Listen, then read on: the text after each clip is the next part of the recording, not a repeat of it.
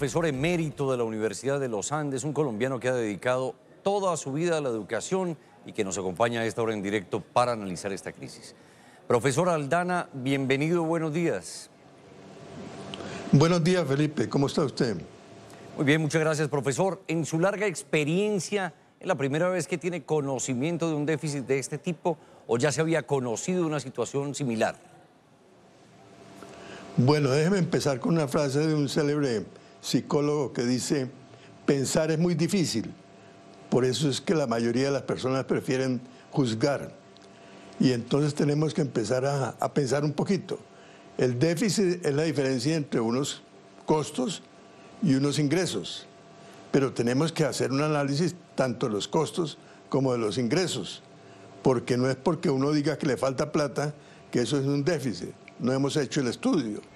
Por ejemplo, las universidades selectivas seleccionan más o menos uno de cada 10 o 20 colombianos.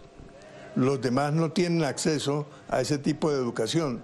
Si extendemos entonces, lo que hay es un déficit de cupos en las universidades, porque la educación superior, que es un bien público y un servicio público, sobre todo un servicio público, debería llegar a todos.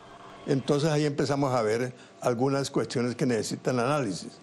También si miramos cuántos de los estudiantes que comienzan una carrera la terminan, vamos a ver que hay una alta deserción o abandono, de manera que entonces el costo por graduado es muchísimo más alto del que nos dejan conocer. En fin, lo que yo quiero decirles es que se requiere un estudio muy serio de las finanzas de la educación superior, que hay que hacerlo, que lo mejor es hacerlo dialogando, no presionando indebidamente, porque lo que va a suceder es que no avanzamos, retrocedemos, dañamos, perdemos bienes públicos. En fin, creamos una situación bastante difícil para todos.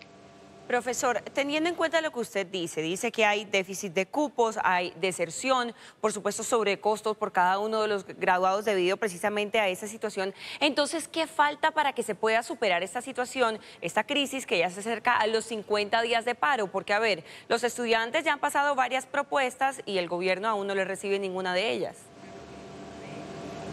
Pero es que las propuestas que yo oigo son unos análisis de un punto fijo. Necesitamos tantos recursos para funcionar. ¿Quién nos ha demostrado que esos son los recursos? Por ejemplo, con el advenimiento de las tecnologías modernas de comunicación y de información, el énfasis en el proceso de la educación ha cambiado de enseñar a aprender. Hoy en día uno puede aprender porque están disponibles en las redes, en las páginas, en internet, los conocimientos más avanzados del mundo. ¿Qué le impide a uno aprender entonces? Entonces, lo que quiero insinuar es que hay maneras de hacer las cosas de una manera mejor.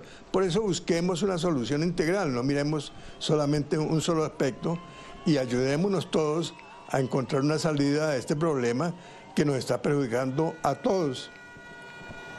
Profesor Eduardo Aldana, gracias por estar con nosotros aquí en Noticias RCN.